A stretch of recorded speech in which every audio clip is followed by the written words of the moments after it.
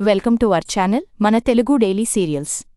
ఇల్లు ఇల్లాలు పిల్లలు సీరియల్ ఈ రోజుటి ఎపిసోడ్. రామరాజు భాగ్యంలు ఉండేది పక్కపక్క ఊర్లలోనే. కాని భాగ్యం కోటీశ్వరులమని చెప్తే నమ్మేశాడు రామరాజు.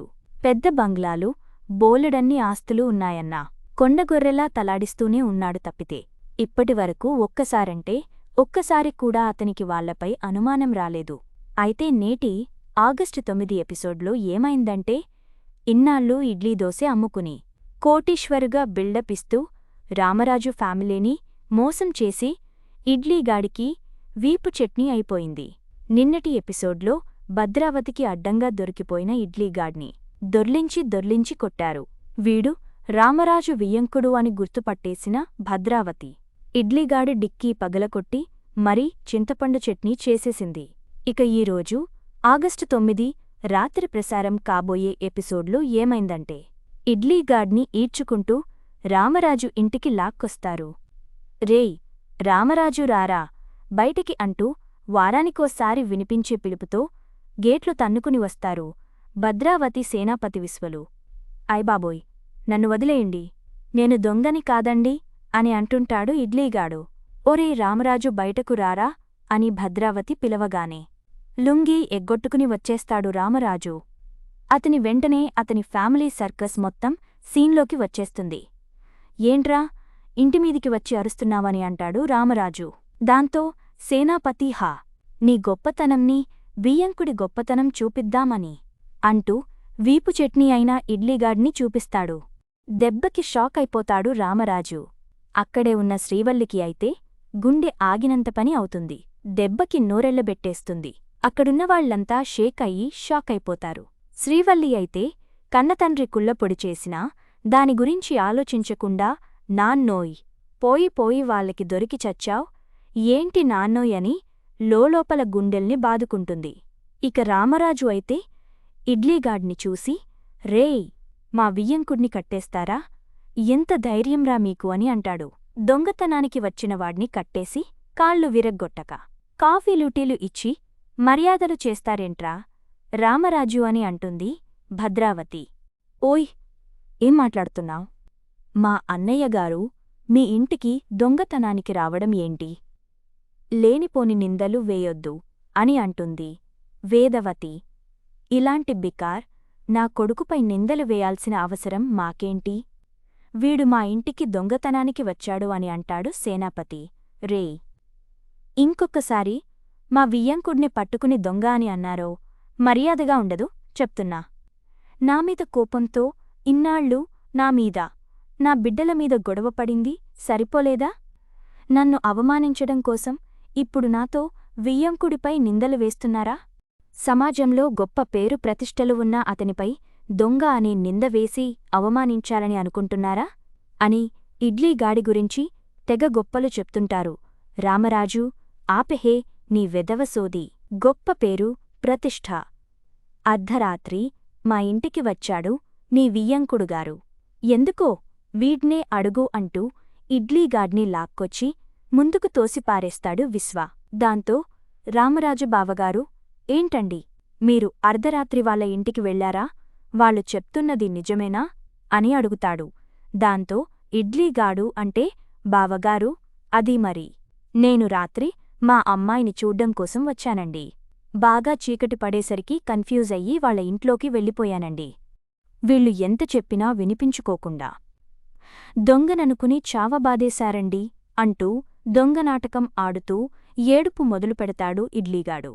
దాంతో ధీరజ్ రే విన్నావ్ కదా, కన్ఫ్యూజ్ అయ్యి మీ ఇంటికి వచ్చాడట, ఆ విషయం చెప్పినా వినిపించుకోకుండా కట్టేసి కొడతారా, మీరు అసలు మనుషులేనా అని అంటాడు. రేయ్ పిల్లకాకి నువ్వు ఆగరా, చించుకోకు, కూతుర్ని చూసేవాడు పగటిపూట వస్తాడు కాని అర్ధరాత్రి ఎందుకొస్తాడు దొంగలా అని అంటుంది భద్రావతి. ఆ మాటతో పెద్దోడు మా మామయ్యని పట్టుకుని దొంగ అంటారా, ఆయన పెద్ద ఫైనాన్స్ వ్యాపారి తెలుసా, కోట్లలో బిజినెస్ చేస్తారు తెలుసా అని అంటాడు. దానికి పెద్దగా నవ్విన సేనాపతి ఏంటి వీడు పెద్ద కోటీశ్వరుడు, ఇల్లు కన్ఫ్యూజ్ అయ్యి మా ఇంటికి వచ్చేశాడు, సరే పోలీసులకు ఫోన్ చేస్తే నిజమేంటో వాళ్లే తేలుస్తారు. వీడు నిజంగా కన్ఫ్యూజ్ అయ్యి మా ఇంటికి వచ్చాడో లేదంటే దొంగతనానికి వచ్చాడో వాళ్లే తేల్చుతారు అని అంటాడు. దాంతో పెద్దోడు పిలవండి, మాకేమైనా భయమా, చూసుకుందామని అంటాడు. ఆ మాటతో విశ్వే అవునులేరా, మీ కుటుంబానికి పోలీస్ స్టేషన్కి వెళ్లడం కొత్తేంట్రా, ఓసారి నిన్ను, ఆ తరువాత నీ బాబుని పోలీసులు లాక్కెళ్ళి లోపలేశారు కదా, మీకు సిగ్గుసరం పరువు మర్యాదలు ఉన్నవాళ్లైతే పోలీస్ స్టేషన్కి వెళ్లడానికి ఆలోచిస్తారు, భయపడతారు. అవేవీ మీకు కాని మీ బాబుకి కాని లేవు కదా అని అంటాడు. ఆ మాటతో రామరాజు కొడుకులు ముగ్గురూ వచ్చి విశ్వతో కలబడతారు.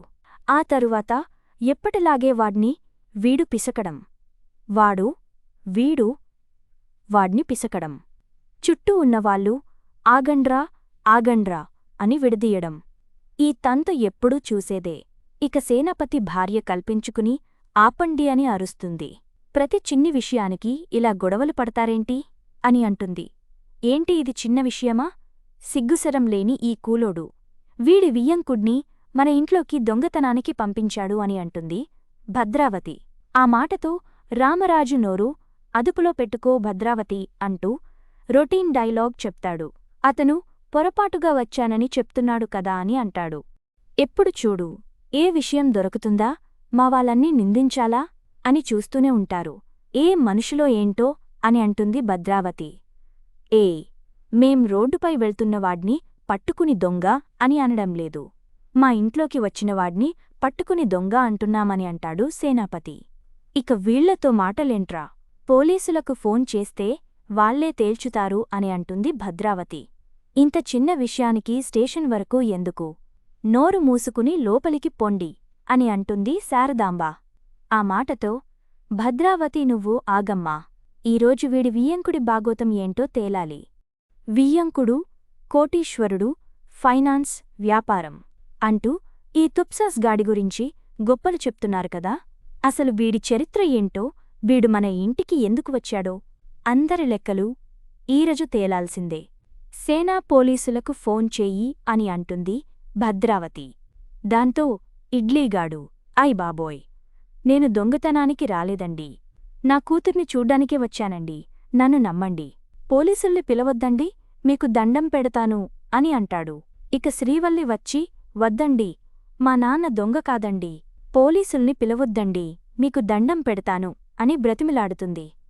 ఇంతలో పెద్దోడు వచ్చి వల్లి, నీకు బుద్ధి ఉందా, వాళ్ళని బ్రతిమిలాడతావేంటి, వాళ్ళకి దండం పెడతావేంటి, పోలీసుల్ని పిలవని తాడోపేడో తేలాల్సిందే, మీరు పోలీసుల్ని పిలవండి అని అంటాడు.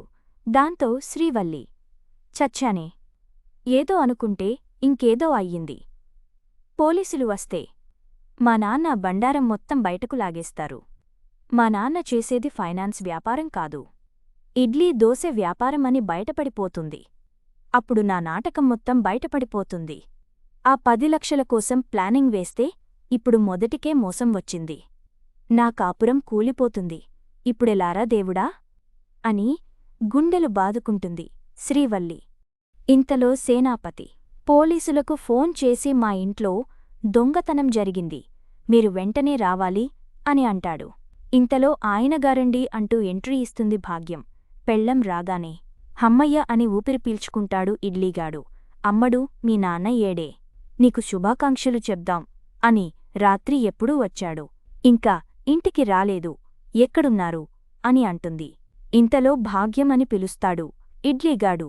వాడ్ని చూసి ఓలమ్మో ఓలమ్మో, మా ఆయన ఏంటి ఇలా ఉన్నాడు, అయ్యో అయ్యో, ఏమైంది, ఈ దెబ్బలేంటి, ఈ కట్లు ఏంటి, ఈ అవతారమేంటి, ఎవరు కొట్టారండి, ఎవరు మా ఆయన్ని ఇలా కట్టేసి కొట్టిందెవరో, అన్నయ్యగారు, ఏమైందండి బాబూ అని తెగనటించేస్తుంది భాగ్యం. దాంతో రామరాజు, అంతా చెప్తాను కాని బావగారు ఏదో శుభాకాంక్షలు చెప్పడానికి వచ్చారని అంటున్నావ్, ఎవరికి, ఎందుకు అని అడుగుతాడు. అయ్ బాబోయ్, మీకు తెలియదా, ఈరోజు మా అమ్మడు, అదేనండి మీ కోడలు శ్రీవల్లి పుట్టినరోజు కదా అని అంటుంది.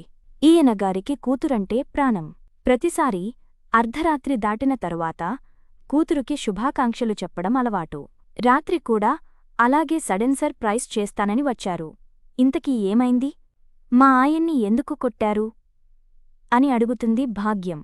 దాంతో రామరాజు, అమ్మా శ్రీవల్లి, ఈరోజు నీ పుట్టినరోజా అని అడుగుతాడు. అది కాదు అని చెప్తుందా? అడిగేవాడికి బుద్ధి లేకపోతే సరే. అది అసలే జగత్కంత్రి కాబట్టి, అవునండి మామయ్యగారు, నా పుట్టినరోజు ఈరోజే అని అంటుంది.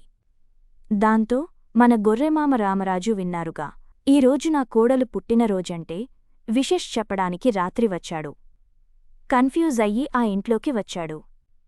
పొరపాటున జరిగిన దానికి కట్టేసి కొట్టేస్తారా అని అంటాడు. ఏంటి మా ఆయన్ని కొడతారా? ఎవడ్రా వాడు అంటూ చెంగు ఎగ్గొట్టి దూసుకొస్తుంది.